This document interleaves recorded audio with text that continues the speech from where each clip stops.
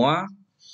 Nah, pada sesi ini kita akan membahas ya dengan topik pengendalian inter ya.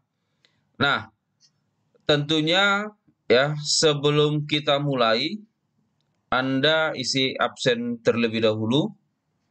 Kemudian jangan lupa Anda subscribe ya Ardos Channel ya sebagai wujud partisipasi Anda ya dalam kesuksesan channel kita ini. Pengendalian inter. Di sini kita akan mengkaji ya kenapa auditor harus memahami ya pengendalian inter. Padahal yang melaksanakan adalah perusahaan, bukan auditor. Kan gitu. Itulah kebingungan oleh Pak Tua ini. Ya, kalau Anda perhatikan di slide kita. Dia bingung.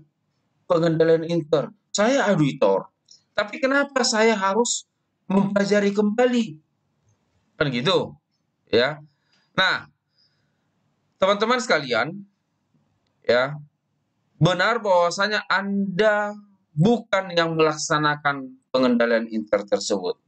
Tetapi Anda sebagai auditor, Anda wajib memahami pengendalian inter. Ya. Kenapa? Supaya Anda sebagai auditor dapat merencanakan proses audit yang akan Anda lakukan. Pertanyaan berikutnya, proses audit yang bagaimana yang harus kita lakukan atas pengendalian inter yang dilakukan oleh perusahaan? Tentunya seperti ini. Ya. Nah, ketika kita mengetahui pengendalian inter yang dilaksanakan, yang diterapkan di perusahaan yang mau kita audit sangat lemah, tentu proses perencanaan audit yang akan kita lakukan adalah secara menyeluruh, secara luas. Tetapi kalau pengendalian inter yang dilaksanakan oleh perusahaan yang mau kita audit sudah berjalan dengan baik, maka ya, proses audit yang mau kita lakukan tidak terlalu meluas. Artinya apa? Cukup kita mengambil suatu sampel dalam melakukan audit, kemudian kita periksa, ya, maka kita sudah bisa ya mengidentifikasi atau membuat opini audit. Ya, itu dia. Kenapa? Karena perusahaan tersebut sudah menerapkan dengan baik pengendalian inter yang sudah diterapkan pada perusahaan tersebut. Itulah dia. Ya. Jadi pengendalian itu dibuat oleh perusahaan dan dilaksanakan oleh perusahaan. Ya, dan dilaksanakan oleh perusahaan. Ya. Auditor hanya meminta bagaimana pelaksanaan daripada pengendalian inter pada perusahaan tersebut. Sudah dilaksanakan dengan baik atau tidak. Itu saja. Jadi bukan auditor yang melaksanakan pengendalian inter, tetapi auditor wajib, ya, ingat, wajib memahami pengendalian inter. Nah, oleh karena itu, ya, nah, dikatakan di sini pengendalian inter adalah suatu proses yang harus dijalankan oleh Dewan Komisaris, manajer, ya, dan personil lainnya yang ada pada perusahaan tersebut yang dirancang sedemikian rupa, ya, sehingga dapat memberikan keyakinan, ya, keyakinan apa? Keyakinan yang memadai, ya, atas pencapaian tujuan perusahaan. Dalam hal ini, ya, tujuan perusahaan itu adalah keandalan laporan keuangan. Ya. Nah, kemudian efektivitas, efisiensi, operasi serta kepatuhan terhadap hukum, ya, atau peraturan yang telah ditetapkan pada perusahaan tersebut. Ya. Itu dia. Jadi, semua unsur yang ada pada perusahaan tersebut itulah yang akan melaksanakan pengendalian inter tersebut. Tujuannya adalah memberikan keyakinan atas keandalan laporan keuangan, efektivitas, efisiensi, serta kepatuhan atas hukum ya atau peraturan yang berlaku. Itu dia. Oke. Nah, baik. Nah, ini dia standar pekerjaan lapangan yang kedua dari standar auditing menyatakan bahwa pemahaman yang memadai atas pengendalian intern harus diperoleh oleh auditor. Ya. Apa tujuannya? Ini tadi seperti saya katakan tadi, untuk merencanakan proses audit yang akan dilakukan, ya, untuk menentukan ruang lingkup pengujian, ya, atas audit yang akan dilakukan. Itulah dia. Bisa dipahami ya? Oke, kalau ada yang mau ditanya silakan. Ya, silakan kita sharing. Ya, kuliah itu nggak usah harus menonton begini, harus santai. Oke, nah baik, kita main cepat saja. Nah, ini kalau menyangkut ya, efektivitas, ini masalah pelaksanaan, ya. Apakah pelaksanaan program tersebut ya berjalan dengan baik, efisiensi ini dari segi prosesnya, ya. Menyangkut perusahaan melakukan operasi sehingga mencapai optimalisasi penggunaan sumber daya. Oke. Nah, kemudian ada unsur pengendalian inter, ya. Unsur-unsur pengendalian inter tentunya ini sudah biasa, ya. Waktu Anda belajar audit itu ada 5 unsur, itulah dia KOSO, ya. Nah, ini ada 5. Yang pertama itu, ya, tentunya lingkungan pengendalian.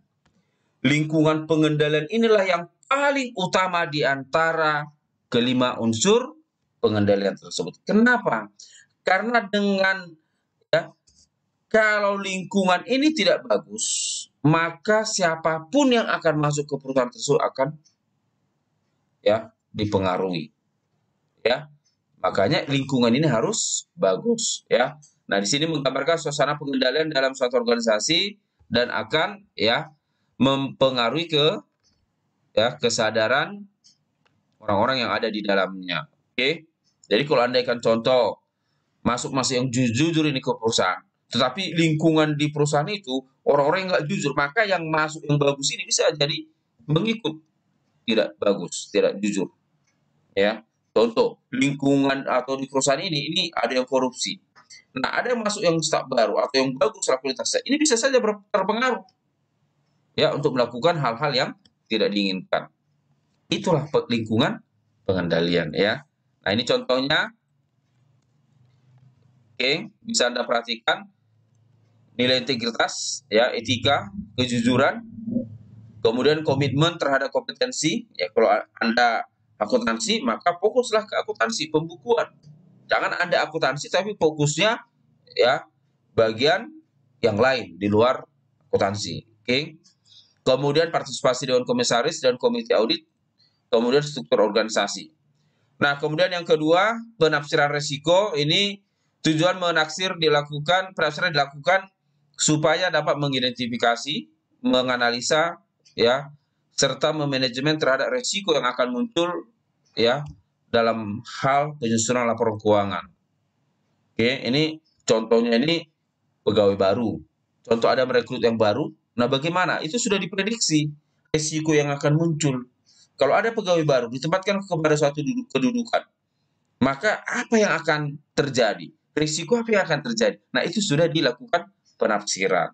Ya, ini dia perubahan dalam lingkungan organisasi, personil yang baru, sistem informasi yang baru. Nah, ini juga ya sering itu ya sistem informasi yang baru atau yang diperbaiki. Nah, itu juga akan mengakibatkan perlunya dilakukan penafsiran risiko.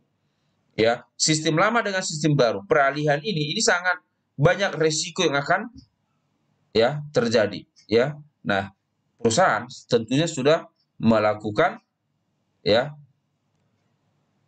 penafsiran atas risiko yang akan terjadi. Nah, kemudian aktivitas pengendalian ya ini mengangkut kebijakan dan ya prosedur. Oke. Ini contohnya review terhadap kinerja, pengelolaan informasi, pengendalian fisik dan lainnya. Ya, termasuk juga pemisahan tugas. Oke. Kemudian informasi dan komunikasi ini menyangkut golongan transaksi ya dalam operasi entitas, berawal dari mana transaksi akan dimulai dan lainnya. Silakan nanti Anda baca. Oke. Nah, kemudian pemantauan. Ini proses ya penilaian kualitas kinerja pengendalian sepanjang waktu. Artinya akan dipantau ya proses operasi tersebut dari hari ke hari. Nah, kalau kita lihat dari unsur pengendalian berdasarkan waktu Anda belajar di sistem informasi akuntansi atau berdasarkan Mulyadi, itu ada tiga atau empat unsur ya. Kenapa tiga atau empat saya katakan? Karena ada satu unsur yang dibagi dua ya. Nah, organisasi, sistem otorisasi, dan prosedur pencatatan. Ini sering ada satu buku yang memisah, ada yang menggabung ya. Kemudian praktek yang sehat. Ini dia ya. Nah, kemudian prosedur untuk memperoleh pemahaman pengendalian inter. Yang pertama ini meninjau ulang ya. Meninjau ulang pengalaman masa lalu ya. Kita sebagai auditor baru, contohnya ketika kita mengaudit suatu perusahaan, maka kita akan meninjau ulang bagaimana pengalaman-pengalaman kita ya ketika kita mau melakukan audit ya. Atau simpelnya kita tahun lalu sudah melakukan audit pada perusahaan yang sama. Maka kita tinjau kembali bagaimana progres ya pelaksanaan atas rekomendasi yang telah kita berikan sebelumnya sudah dilaksanakan atau tidak. Ya, sudah dilaksanakan atau tidak berdasarkan manajemen letter yang sudah kita buat. Nah, itulah atas manajemen letter itulah dilakukan perbaikan-perbaikan ke depannya. Nah, ketika kita mengaudit periode yang berikutnya, maka kita sudah gampang melakukan ya peninjauan. Gitu ya. Oke. Nah, kemudian yang berikutnya ya, meminta keterangan dari berbagai pihak yang ada pada perusahaan ya, kemudian melakukan inspeksi ya dan melakukan pengamatan. Oke. Nah, kemudian ada 3 cara untuk membantu auditor dalam memahami dan mendokumenkan ya hasil pemahaman pengendalian inter.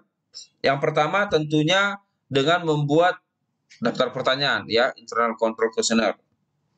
Kemudian naratif memoranda ya, catatan uraian, kemudian flowchart. Nah, dalam konteks perusahaan yang mau kita audit nanti itu tidak ada flowchart. Kenapa tidak ada flowchart? Karena perusahaannya masih baru. Ya baru buka, baru berjalan 2 tahun. Tetapi kalau perusahaannya sudah lama ya beroperasi, pasti akan ada alur atau flowchart pada perusahaan tersebut. Flowchart atas transaksi-transaksi yang ada pada perusahaan itu ya. Nah, tapi ini konteks perusahaan yang mau kita audit ini diilustrasikan belum ada flowchart karena masih baru ya. Nah, bagaimana hubungan pemahaman pengendalian inter dengan audit yang direncanakan oleh auditor? Nah, tentunya ini nanti ini menyangkut kesimpulan ya. Apakah pengendalian internya efektif? Efektif berarti pengendalian internya dilaksanakan secara kuat ya. Bagus. Sedangkan pengendalian internya tidak efektif, itu berarti pelaksanaan pengendalian internya tidak dilaksanakan dengan baik. Ya. Nah, bagaimana mengukur dilaksanakan baik atau tidak baik? Dapat dilihat dari sifat, waktu, luas atau cakupan. Itu dia ya. Baik. Kemudian pendapat auditor ini ada 4. Yang pertama unqualified opinion ya. Ini dia wajar tanpa pengecualian. Yang kedua qualified opinion ya, wajar dengan pengecualian. Kemudian disclaimer opinion ya, tidak memberikan pendapat, dan yang terakhir yang paling parah adalah adverse opinion ya. Ini tidak wajar. Oke, saya kira cukup penjelasan materi kita terkait dengan pengendalian inter ya. Nah, saya kira ya ini dia yang harus Anda perhatikan. Kunci keberhasilan seseorang terletak pada tingkat disiplin yang dimilikinya ya, by Ardos Channel. Oke, jadi kalau Anda mau berhasil maka disiplinlah ya. Nah, baik, saya kira itu dia penjelasan materi kita. Kita langsung ke ya, bagaimana pengendalian inter perusahaan. Nah, ini silakan nanti Anda download dari GC kita dan juga buku laporan sudah saya share. Mohon Anda pelajari, ya, Anda buka dari lembar ke lembar buku laporan perusahaan tersebut. Ya, nanti secara langsung Zoom akan saya uji Anda, ya, atas laporan keuangan yang sudah saya share. Silakan Anda pelajari dari halaman per halaman, baca bagus-bagus, ya. Nanti akan saya lakukan pengujian tanya jawab, ya, pada Zoom kita nantinya. Nah, pemahaman struktur internal control. Ini saya langsung saja, ya. Nah, baik. Ini petunjuk pengendali internya, ya. Yang pertama, ya, dalam rangka pemahaman struktur internal control ini sudah kita bahas tadi ada 3, ya, flowchart internal control, kemudian naratif memoranda.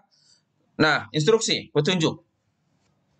Istilah pada kolom iya, tidak, dan tidak berlaku dengan tentang. Nanti silakan bagaimana cara Anda, apakah Anda print nanti ini substantif pengendalian inter, terserah, ya, baru nanti Anda centang isi, ya.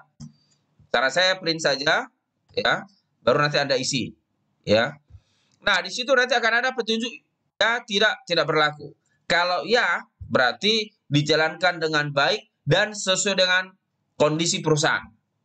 Jangan kita paksakan kondisi perusahaan kecil tapi kita bayangkan perusahaan itu besar. Itu salah. Pengendalian inter yang baik adalah bayangkan juga kalau perusahaan itu kecil, ya kecillah perusahaan itu. Bisa, ya? Baik. Kemudian tidak. Kalau tidak ini berarti ada indikasi ya ke depannya.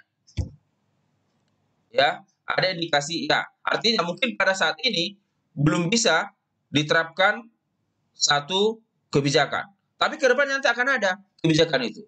Berarti itu masih kondisi tidak. Tidak berlaku berarti ya sama sekali kebijakan itu tidak berlaku pada perusahaan tersebut. Ya. Tidak berlaku. Contoh. Ya. Contoh yang simpel bahwasanya pengendalian internal kontrol pada perusahaan tersebut tidak ada. Tapi ada kebijakan juga penjelasan bahwasanya tugas pokok internal kontrol adalah 1 A, B, C, D. Itu nggak perlu. Tidak berlaku. Kenapa? Boro-boro membahas tugas fungsi pengendalian internal kontrol. Padahal fungsi itu tidak ada pada perusahaan. Contohnya, ya, contoh. Atau yang simpel, ya. Komisaris kelas. Tidak ada saya tunjuk. Tapi saya buat ketentuan. Tugas komisaris kelas 1, memonitor anggota. 2, mengingatkan saya. Nggak perlu itu. Kenapa? Nggak ada saya tunjuk komisaris kelas. Kan gitu. Jadi nggak perlu ada penjelasan tugas daripada komisaris kelas. Jadi tugas dari komisaris kelas itu tidak berlaku. Kenapa? Karena komisaris kelas tidak ada. Nah, itulah dia. Nah, tidak ada ini bisa saja menjadi ya pada kondisi berikutnya. Paham, ya? Perbedaan iya, tidak, dan tidak berlaku. Ikuti petunjuk instruktur. Tentunya saya. Ya. Setelah semua pertanyaan diisi, lakukan evaluasi atas hal-hal yang menunjukkan indikasi adanya kelemahan dari struktur internal kontrol dan cantumkan pada kolom. Nanti kita lihat. Kemudian setelah semua dievaluasi, buat kesimpulan. Nah, setelah nanti kita evaluasi, maka nanti kita buat kesimpulan. Kesimpulannya, apakah lingkungan pengendalian, contoh, kalau lingkungan pengendalian kita lihat, dilaksanakan dengan baik atau tidak? Apakah pengendalian inter lingkungan pengendalian efektif atau tidak, kan gitu. Itulah nanti kesimpulannya. Paham, ya? Baik. Nah, kita lanjut, nanti silakan Anda baca, perlu diketahui ini, ya. Nanti Anda baca, saya langsung, ya, ini dia. Nah, ini. Perhatikan. Nah, yang pertama yang mau kita bahas adalah pertanyaan struktur pengendalian inter lingkungan pengendalian. Ya, lingkungan pengendalian itu mau kita bahas. Nah, di sini Anda perhatikan ada dipersiapkan oleh. Nah, yang mempersiapkan ini pada umumnya adalah auditor junior. Siapa auditor junior? Anda. Ya. Ya, Anda sebagai auditor junior pada saat ini. Seperti di awal, minggu lalu sudah saya katakan, Anda ini sudah diibaratkan Anda sudah bekerja. Bekerja Anda sebagai pemeriksa. Ya, kalau yang junior ini bisa langsung ke lapangan ini, ke lapangan. Ya, hasil temuan baru diolah oleh yang senior, kan gitu. Nah, anggaplah saya senior, kan gitu. Nah, di sini dipersiapkan oleh buatlah nama Anda, kemudian tanggal Anda menyelesaikan pekerjaan ini. Direview oleh kosongkan saja, itu nanti saya. Kosongkan saja itu, tanggalnya juga kosongkan. Jadi yang perlu Anda isi, dipersiapkan oleh nama Anda, tanggal Anda menyelesaikan. Bukan tanggal Anda mengerjakan, tapi kapan Anda selesaikan ya evaluasi ini. Contoh, kalau besok Anda selesaikan, tanggal besok, tanggal sekarang. Paham ya? Oke, baik. Nah, sekarang yang pertama, apakah ada struktur organisasi? Nah, untuk melihat ada atau tidak struktur organisasi pada umumnya ini akan ada disajikan pada laporan keuangan perusahaan. Dan pada umumnya, mau perusahaan lama mau baru, struktur organisasi pasti ada. Kita buktikan. Ya, saya buka ya, atau nanti Anda baca di laporan keuangan ya yang sudah saya share, di situ ada, kalian baca, nanti saya akan uji waktu kita zoom. Ya, yang jelas ini jawabannya ya. Ya, ya. Anda nanti checklist ya tentang ya. Kemudian apakah ada penjelasan tertulis tentang tanggung jawab Dewan Komisaris? Ya. Komite audit? Ada komite audit? Penjelasan tertulis tentang tanggung jawabnya, maka ini tidak berlaku. Kenapa tidak berlaku? Karena komite audit itu nggak ada. Kenapa tidak ada? Karena perusahaan tersebut masih baru. Boro-boro komite audit, internal kontrolnya pun tidak ada. Maka ngapain kita bahas penjelasan tertulis tentang tanggung jawabnya? Maka itu tidak berlaku. Nah, Anda buat di sini, berikan penjelasan di komentar seperti yang saya jelaskan tadi. Paham ya? Baik. Direktur utama, direktur ini ada, ya. Kemudian, apakah perusahaan mempunyai kode etik? Ya, udah pasti ya. Mau tidak begini perusahaan baru, itu harus ditekankan. Ya, kode etik. Ya, masalah penampilan, masalah disiplin masuk, nah itu kode etik. Ya. Kemudian kebijakan untuk menyelesaikan pertentangan, ya. Anda centang ya, ya, pasti ada. Kemudian, apakah manajemen ikut serta dalam merancang dan menyetujui perubahan struktur pengendalian inter? Ya. Ya. Oke. Kemudian, apakah ada sistem anggaran? Ya. Ya, udah pasti ada sistem anggaran ya. Apakah laporan anggaran dipersiapkan tepat waktu? Nah, ini menjadi masalah. Ya. Nah, pada kondisi perusahaan yang kita audit ini jawabannya tidak. Dia tidak tepat waktu dalam membuat anggaran. Kenapa? Karena masih ada rangkap tugas bagian keuangan. Ya. Kenapa rangkap tugas? Karena masih baru. Kalau terlalu banyak personil langsung diisi sesuai ketentuan, maka bengkak biaya. Terlalu besar biaya, maka rugi perusahaan itu. Maka karena ini masih baru, masih diperkenankan rangkap tugas. Tolong Anda catat, tidak selamanya yang rangkap tugas itu menyalahi. Kalau kondisi perusahaan itu masih kecil, transaksi juga tidak terlalu banyak, masih dimungkinkan untuk rangkap tugas. Kenapa saya tekankan ini? Karena sering ketika Anda nanti mau tamat menyusun tugas skripsi, sering terlalu gampang Anda mengatakan karena rangkap tugas, padahal Anda tidak memahami bagaimana kondisi perusahaan itu. Kalau kondisi perusahaan, transaksinya tidak terlalu banyak, itu masih dimungkinkan. Wajar. Ya.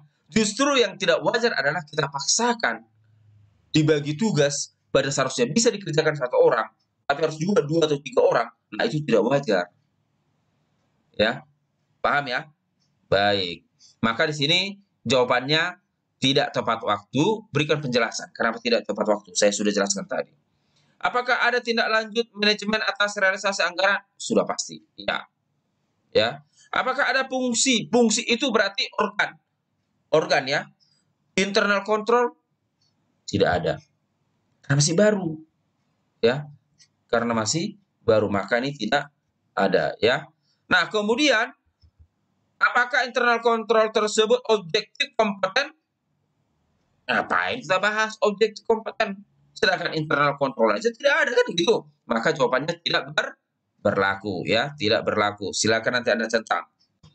Kemudian apakah pekerjaan internal auditor dilakukan tepat waktu? Ya. Didokumentasikan secara tepat? Ya.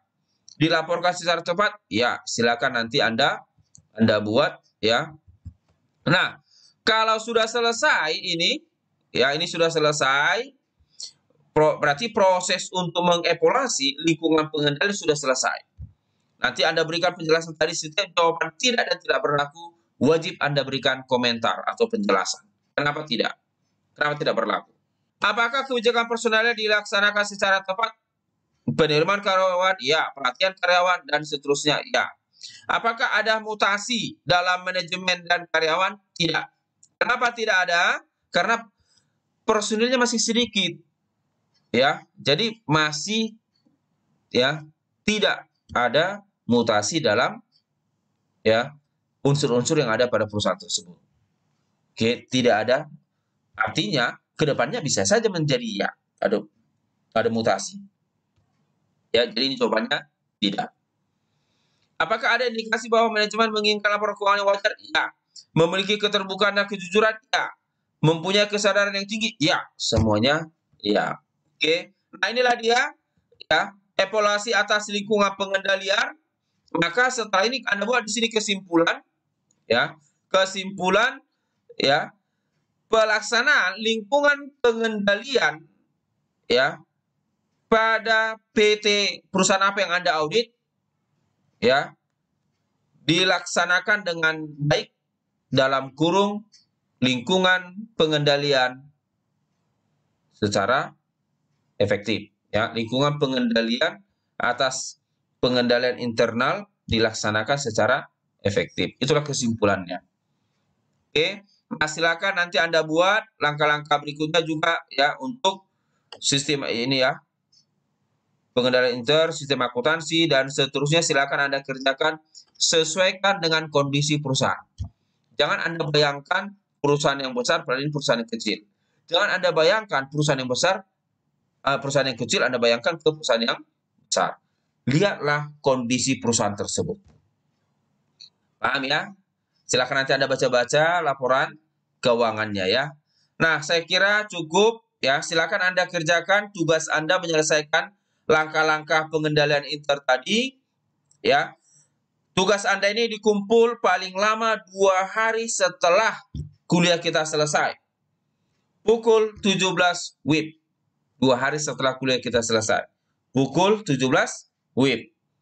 Ya, saya kira cukup penjelasan materi kuliah kita. Kalau ada yang mau Anda tanyakan atau sharingkan, silakan Anda tanya mulai dari konten YouTube kita Ardos Channel atau dari WA grup kita. Silakan. Ya.